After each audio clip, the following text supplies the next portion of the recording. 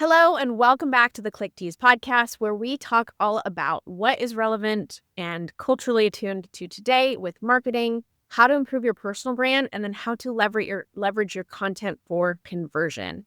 Today, we are talking all about goal setting as we head into a new year, the vision that you're going to create for yourself, how you're going to approach 2026 with intention, whether that be personal, professional, in your business, with your content, and in your marketing.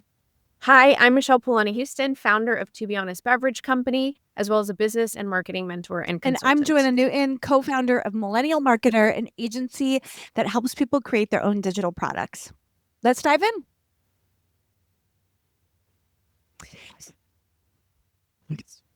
So let's go ahead. I like Joanne. So we're normally so less planned, and we planned. So then I was supposed to talk next, but normally we do something different. Yeah, that's totally fine. So let me ask you, Joanna, why are we planning for this year ahead? What is so important about goal setting and creating a vision as Thank business you owners? so much for that setup. So today, we're talking about planning for the year. And what's really fun, I think, about this time of year is there's such a natural reflection point moment that you have. Now, do you have to reset your goals every January 1st? No. Can you change your goals partway through the year? Yes. But I think the start of a new year is a great time to start to reflect on your business, on your personal life, on what you're doing, and what you want to see for that year. If you're a business owner, you're closing out your books and you're starting your new budgets and you're doing all of those kinds of things. And it just leads to such a natural, great point to start looking at goal setting. And I think goal setting is so important. So you have, a guidepost to look to for what you want your next step to be, what you want your life to be. And, today, as we talk about this process for goal setting, it's not just going to be about, oh, I want to make $1 million this year or any of those milestones. I think as we look at goals, we're going to be looking holistically at the whole person and what those things are that you want to see yourself in the coming year. Absolutely. And from a business perspective, we often sometimes get ahead of ourselves and, $1 million, I want to make that. But we don't realize or understand like how we're going to get there, what that actually looks like, or even picture ourselves in that place. And if we're holding on to, belief systems and ways of being and mindset and ways of working that don't align with those goals, that can really impact and affect why or how you reach them or not. So some of the things to keep in mind as we move through this process. So when you're reflecting, when you're goal setting, you don't typically want to just sit down, plan 15 minutes and like knock it out. Now, if you're someone who is like level of success, you're happy with what you're at, you've got a good system, cool. Maybe this is just a very short reflection point for you, but you often want to give yourself time and space, like break out an hour and a half. You're not going to be bothered. Turn your phone off, set things aside, unplug, get away from people, and have this be an opportunity for you to reflect on yourself in the past year at hand that Joanna's going to take you through in a second. But for the most part, you don't want to just like whip this out in a 10-minute break. You want time for it. You also don't have to do it all at once. You can do it in 2 or 3 sessions. You can take the time for reflection, and then you can take the time for goal setting and planning, wrapping up the end of year and saying, and okay, what happened previously? How did that impact us? What's going on? Versus what do I see moving forward can be very different states of being. And if you have a team or you're working with leadership in any way, to be able to reflect on what has happened can be very distinct from then goal setting. So give yourself time, give yourself the space, unplug, and don't feel like you have to get it all done in a very short period of time. Also, be honest with yourself. Like, this is for you. Like, this is transparency for you. So don't feel like you have to try to make things better than they were. Don't feel like you have to gloss over things. Don't feel like you're trying to impress anyone. Like, get really honest with your metrics, your numbers, how you showed up for yourself in your business, especially if you're a solopreneur. And then really ultimately, we're going to go through some things today, but keep it simple. Make it fun for yourself. Do it outside at a park, or, if you're somewhere in the snow because it's the end of the year, maybe in a cozy cafe, get yourself a nice drink. This doesn't have to be something that you dread. Always trying to integrate it in a way that's fun for you.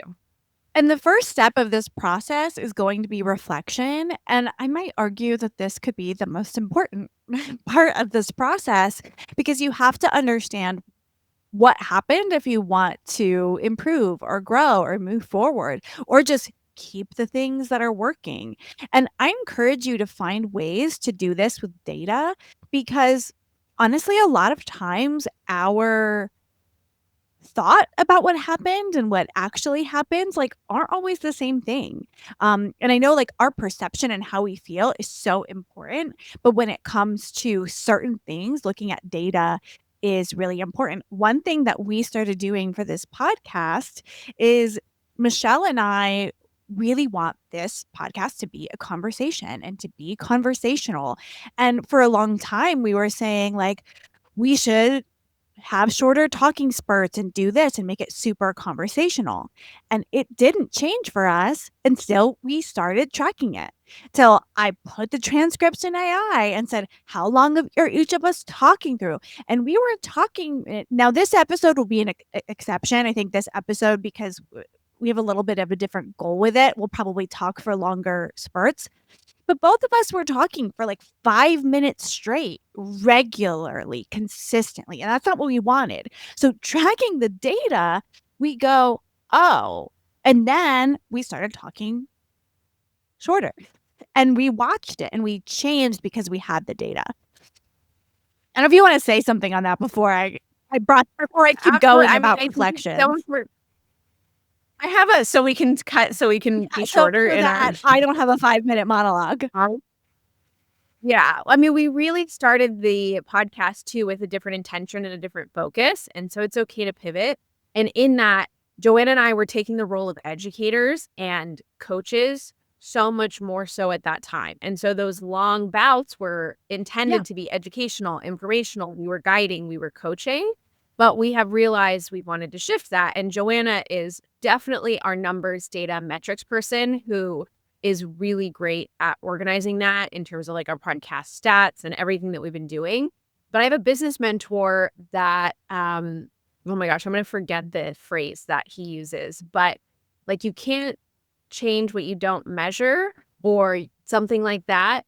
But really, truly, like, if you don't know where you're at from a stats, data, numbers, metrics perspective in your business, you don't know what to change, alter, do differently in order to grow, in order to scale, in order to evolve, like where you're going to go. So it's so important to know those things. And our feelings about how our business did, those are very reflective of us. So if we had just a hard day or a bad day, we might think, oh, my business is failing. But then when you look at the numbers and are like, oh, wait, I closed $60,000 in new deals this month. Well, like, there's a difference. And both of those things are important.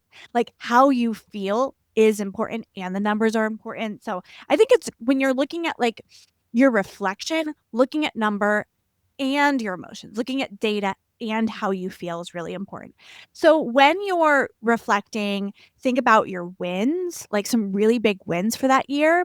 Think about what challenges you faced. Think about any transitions that happened. Did you lose a client just because of natural client loss? Did you lose a team member? Did you have to transition what software you use? There's a million things that happen within a business. Think through what those things are. And then also just ask yourself, like, what are you proud of? What did you learn? Like, what has changed, right, about my business? And write those things down. Think about it, journal it, process it in the way you want, talk it out to ChatGPT, whatever it is that helps you reflect. Just make sure you're thinking about those things. And I know, like, if you're listening to this podcast, you're probably a high achiever. You probably push yourself. You are probably harder on yourself than like the reason I'm telling you to look at the data is because I get hard on myself. And then I look at the data and I'm like, oh, wait, I'm doing okay. Like maybe I didn't quite get where I wanted to this year, but I saw some pretty big wins. If you had a business that made a profit in 2025, you're doing great. If you were able to pay yourself in 2025, you're doing great. And I think sometimes that's helpful to really look at those things, write them down, and look at your successes right on that piece of paper. Yeah, absolutely. We are at 100% our harshest critics, and we often get in our own heads and we see all of our own failures. We are privy to all of the mistakes that we made. We are aware of all those things, but you have to remember, like, other people see you in segments, and I have to remind myself of this constantly, is how well I show up in these different ways. And that is reflected, the way that people see me, the way that I get feedback from clients, from people.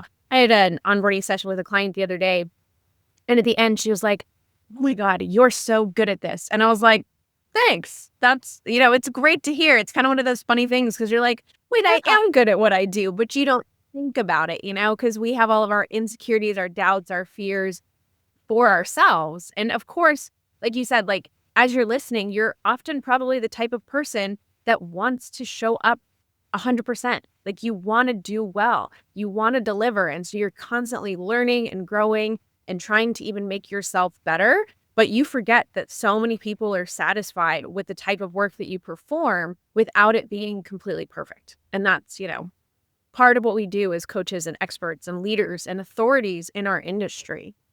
Okay, this next point I think is really important, and it's been super top of mind for me. So as you're reflecting, as you're reviewing, you're going to start to pull out different things, especially if you're looking at your metrics and your numbers. So let's just say you have 5 offers, maybe very typical. You have like a one-to-one, you have a group, maybe you have a digital product, maybe you do workshops for people. Maybe there's this like one thing that you've pursued for a long time. I don't know, but you've got a few offers on the board. And now you're looking at end of year and you're saying, okay, how much money did I make in each of my offers?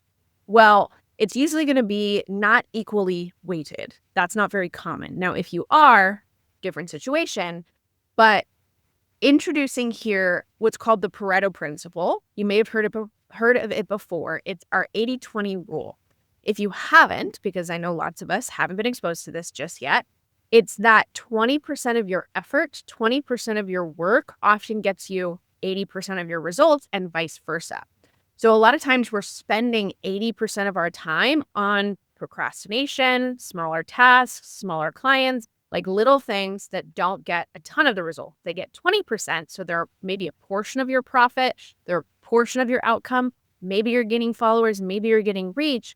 But that 20% of work, attention, effort, like input, is what's getting the majority of your results. It's where the majority of your money comes from. So as you head into this next year, you want to do more of what's actually working at scale, something that is leveraged. So if you have an offer that took you your 20% of time, but that's making you 80% of your results and making you the most money, but you have these other offers that are kind of taking a bit of your time, but they're not really producing anything, or you have clients on your roster.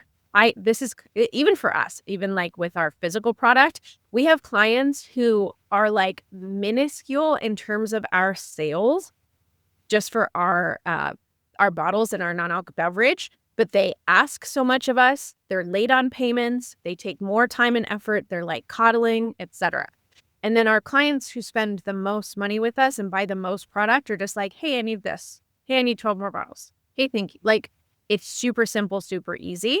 So as you head into this next year, when you're reflecting, what can you cut out? What is the 80% of work, time, effort, energy, and resources that is unnecessary that you can start to say no to, that you can start to diminish, and then put more time and energy into that 20% of top tier, high level, like best ROI, most leveraged, scalable opportunities. It's so important to do because as business owners, our time is so important and so valuable.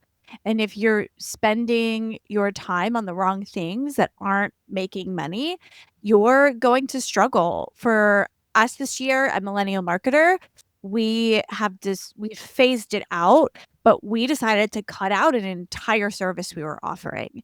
It was too hard to scale. It was too expensive to run. It was too stressful for me, right? Like it just created all of these problems that were unnecessary.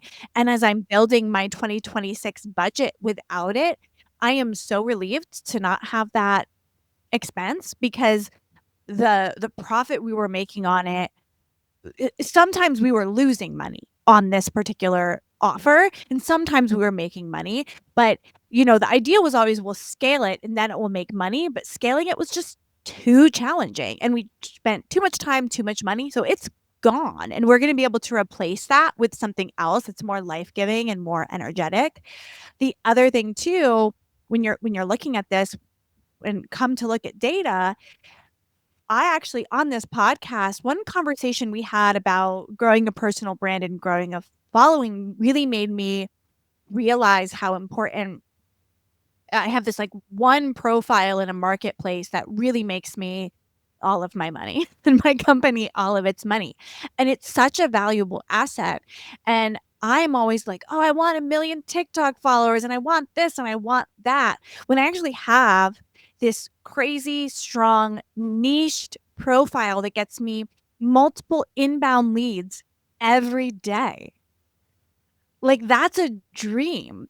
And I think I only want that, like, TikTok following because I feel like somehow that will, like, make me more legitimate. Like, I think that will make me more legitimate, but I have this profile and this brand presence that is doing its job and making my money. So spending actually more time growing and cultivating that, not that I'm not gonna keep up the other things, because the truth is nothing happens in a vacuum. People find me there, they watch the podcast, they check out my website, they do their research. All of that stuff matters, but I should be putting my most effort and energy into that profile and then doing the other things to support, right? And so realizing those things by looking at the data and reflecting is so important to keep that going. Yeah, and we can do it in all areas of our business, whether that's our content platforms, whether that's our, the different marketing channels that we have for outreach, being featured on people's podcasts, doing newsletters, like doing workshops for other people. It could be your product suite and what that is. It could be your team members, like which of your team members has the most output and which ones are kind of just lacking and who can you cut. That's kind of harsh, especially around the holidays, but it's true. It's like, how can we think about this principle in a lot of different areas of our Yeah, business? definitely. So the next step for you after you've kind of thought about that 80/20 rule, what's bringing in, what's creating the most sales, the most even joy for you, the next thing you want to do is really take inventory of where you are now. So you've reflected, you've thought about all of that. Now you want to sit down and understand exactly where you are. So take a look at your business, your health, your wellness, your relationships, your emotional energy, all of the things that make up your life, and sort of take an inventory. Where are you at with sales? How are you with your health? All of those things so you understand where you sit in life. And then try to start to identify what's working for you, what's not. What's where you want it to be? Where's lacking? Where are the stress points? Where are the pain points? Where are the blocks that are keeping you from either getting to that next level of business or really, really just enjoying your life? And just reflect on that. And so much of our business intertwines with personal. So this is such an important and integral aspect because oftentimes we start our own businesses for freedom, for flexibility, for financial success, for our families, for some type of work-life balance or equilibrium that we couldn't find in an employed environment. And so when you're looking at your 80/20 rule, when you're looking at scrutinizing the past year from a business perspective, what encroached upon your personal time? Did you have to cancel fitness because you were overworking? Did you have to push important meetings with friends or family or appointments for your health and well-being because you took on another client, because you over-delivered, because you didn't prepare enough in advance? Like, where does that business impact your personal life, and how can you assess that to see where you are in order to then make changes? What do you want to be different? What do you want about your schedule to look differently? What do you want about where you're investing your time, your effort, your resources to change and to shift? And then use that and intentionally create that life that you're building for yourself, not waiting for someday when things open up. So as we head into this new year, what you're going to do is you're going to envision. Now, thinking forward, I've reflected, I've thought about it. This is where I'm at right now. Now, what do I want to create for myself? In 1 year's time, how do I want to feel? How do I want to feel in my body? How do I want to feel about my business? How do I want to feel in my relationships, my partnerships, my friendships, my life? How do I want to feel in my home environment? How am I spending my time? Where is my schedule taking me? Am I landlocked? Am I in my office? Am I at my home? Am I traveling? Like, where am I actually investing my time with my business? Am I leading my team? Am I more actively involved in the marketing? Am I putting more time into copywriting? Am I filming more? Like, where am I spending my time? And then how do I have support from other people? And then who are you surrounding yourself? What does that look like? What are you building? What type of accolades maybe have you reached at that time? And how does it appear in your life? You know, you can write some more like identity statements around it, whereas maybe you're thinking through like your coach, your expertise, your authority. Then I am the authority in microneedling for facials, or, you know, I am a TikTok creator with 10,000 followers based on, I don't know, dog grooming or whatever the case is. You know, get specific to who you are as an individual and how you're showing up. And that can be personal too. So I am a supportive husband and father, or I am a more present mother because I only work X number of hours a week and therefore I have time for my kids. So you're essentially creating a future identity for yourself that you want to start to embody, and starting to see, starting to write, starting to acknowledge yourself as that person before it happens. And I think this process is so important, like from the reflection to, taking inventory to that visioning process, because I think so many times we just accept that life sucks sometimes.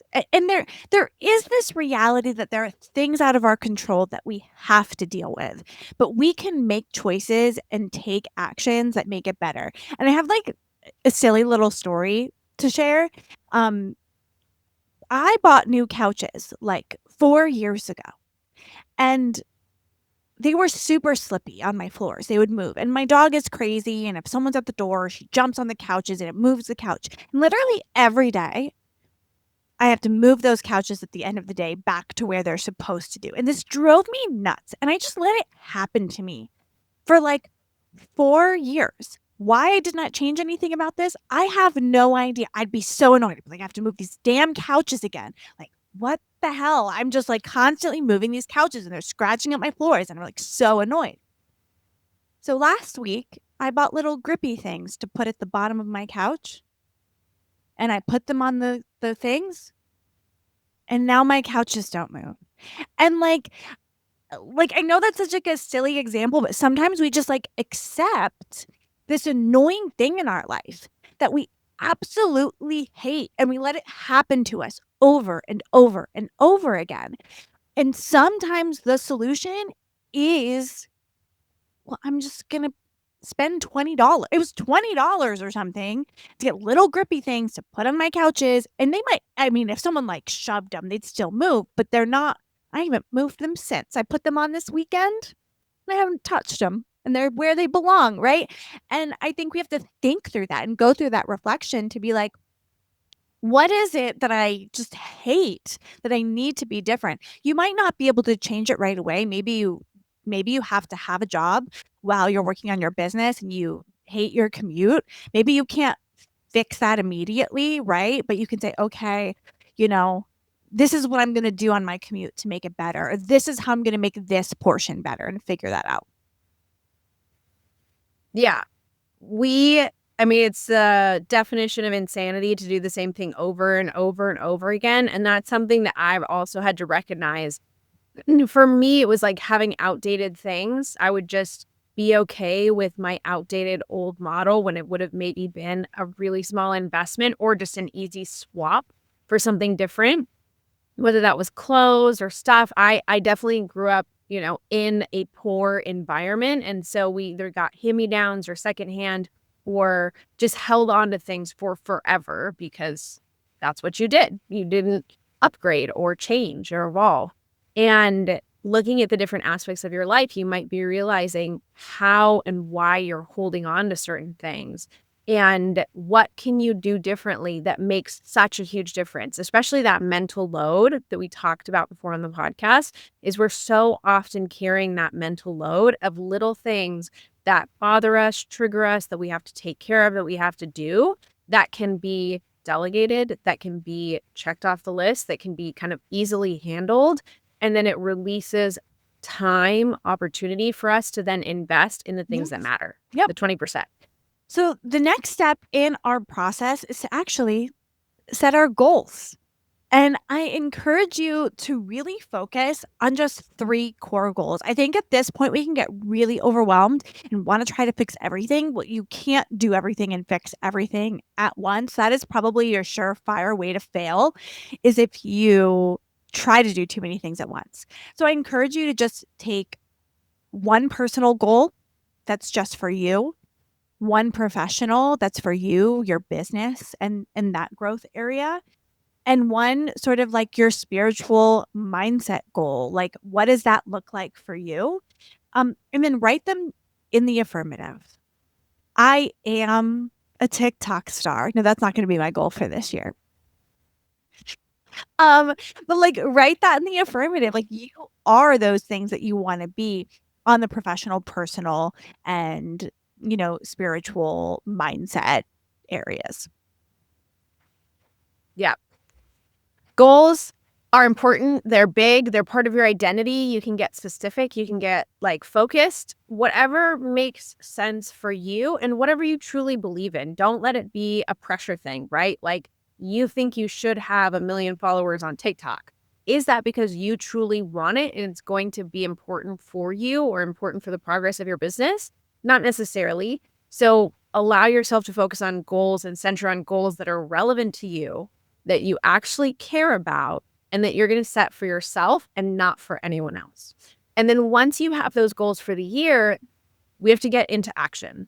And so oftentimes we think okay, I'm going to make blank by the end of the year. And then we get to Q4. We were talking about this before we started the podcast. You get to Q4, you realize you haven't hit your goals. You didn't actually have an action plan for it. Oh my gosh, I got to scramble.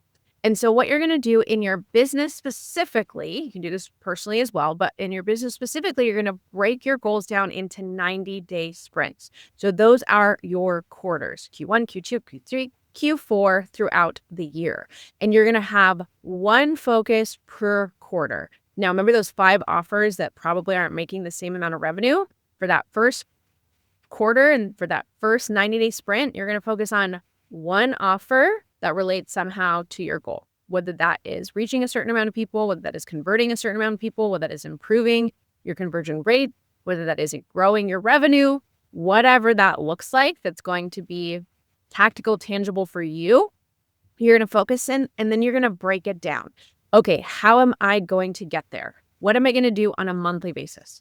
And what am I looking to accomplish? What am I going to do on a weekly basis? What am I going to do on a daily basis? And start to break it down into small, reasonable chunks that actually work and apply for you in your business, instead of feeling like, oh my God, I've got to make $1 million. That sounds really intimidating. I'm just going to kind of shoot in the dark in the beginning, and then I'm going to try to change this. It's just, that's how we often kind of go about it. But if you can break it down, you can simplify it. That's the approach you're going to take in actually getting towards it and making it happen. So ensuring that you have that high priority, the focus for the quarter, knowing that that's a part of the process, knowing that you're not going to just knock it out of the park right away, knowing that you're maybe going to fail, you're going to fall, you're going to misstep. But then when you're actually going to apply it, ensure that that's the thing you focus on first. Don't start your day, check email, check DMs. Just kind of allow yourself to float through. Start with the focus, start with the deep work, start with what it is that you're actually wanting to accomplish, and then let all of the admin and other things trickle in Yeah, underneath and that. something that I actually learned from you, Michelle, and one of these that we've done, this might be like our third goal setting, like New Year's goal setting episode. And on one of the ones in the past, you shared something really interesting with me and the podcast listeners about goal setting that always stuck with me since you've said it, was when you're looking at these things to focus on your action over outcomes, because you can really control your actions, but outcomes are a whole nother thing. Because outcomes, there's a lot of external factors with outcomes. I had some external factors really affect my business growth this year. There were a lot of changes at Kajabi. We moved the marketplace. The economy has been tough. Like inflation has been tough. There's a lot of external factors that affected our ability to grow. But what's not affected is my ability to show up. So if you're trying to make more sales, if you say, well, I want to close $20,000 in sales a week, that's harder than saying, I'm going to send 10 proposals every day, because I can send 10 proposals every day, no matter what is happening. Right. I have full control over that.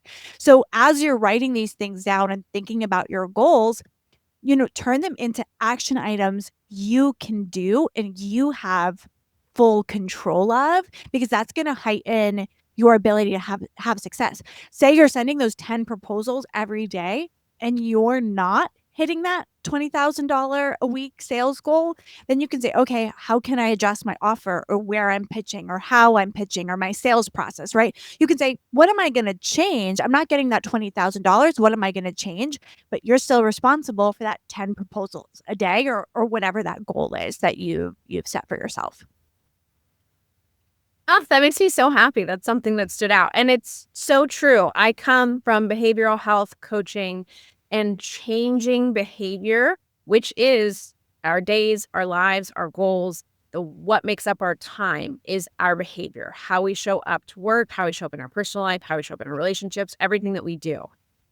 And when you think about the way in which you're investing your time, a lot of us just go by default. Or if we're goal setting, I want to lose 10 pounds, I want to make this much money. You're right. They're all outcome based, which we technically cannot control. We cannot say this is exactly what's going to happen because I'm choosing it to. But our actions, our behaviors, the things that we do with our time is exactly where we can put our attention. And so when you can shift that mindset, that intention, that focus towards goal setting being behavior-based, action-based, I'm going to show up in this way, that will change the game completely and forever. Because saying, I want to build muscle this year is so vague, but saying, I'm going to eat protein at every meal and get in at least 3 weight training, resistant training sessions a week, I will build muscle if I do those actions. But that is so much more something that I as a person can control. Yeah, beautiful. So as we start to close this episode, you have the steps, you have the approach. This is a general reflection from the year past. Goal setting as we head into an exciting new year, ways to break it down into those 90-day sprints. Remember, simplicity is key here. Transparency and honesty with yourself, letting go of the judgment, the embarrassment. It doesn't matter what you accomplish this year. No one is keeping track. Like literally no one is keeping score of what but you. Yeah. And you're the one who's giving yourself all the crap for it when realistically it's not important. When I started letting a lot of that stuff go, that's when I actually started seeing like leaps and bound changes in what I was producing, because I wasn't spending all this emotional, wasted mental energy and time on, oh my gosh, I'm such a failure. Oh my gosh, I didn't do it. Oh my gosh, I'm so ashamed. How will people accept me? And just got past that and like, okay, I'm a human being and this is how I'm showing up. Changes the game. So be able to move through this process, take the time. And as you're headed into the new year, keeping in mind that like, it's okay to fail. It's okay to misstep. It's okay to pivot and make changes. Although try to follow through on those behaviors. Don't give something a week and then say, oh, this isn't working. Like give it at least the 90 days. Give it the 90 days of your plan. Follow your plan. Stick to the plan. Get the content out. Write the stuff. Do the thing. And then once you get to a point of like clear metrics and you can look back and review, then make educated decisions based on that and make a pivot. But allow yourself that time to be able to build momentum, to build scale, to build opportunity, and create a long of enough runway timeline for you in order to do that. And give yourself some grace along the way, because we're all out here doing our best, and we should be proud of everything that we've done this year, even if that thing was to get rid of stuff. This was a big purging year for me, 2025. And so just for me to cut the cord on a brand that wasn't working, to get rid of products, to declutter our businesses was huge. And so 2026, I think, is going to be a much bigger year of scale and growth. But sometimes you need to cut and clear in order to make way for those big things. So do that for yourself. Give yourself some time, and we're so proud of you. Thank you so much for listening in, and thank you so much for being part of Click Tease throughout the year. We really appreciate everyone who leaves a comment, follows us, subscribes, sends us a message, all of those things. So please keep tuning in this year in 2026. This will actually be the first episode of 2026. So thank you for being here. Make sure you follow, subscribe, share this with a friend who you know is ready to set some amazing goals for the year.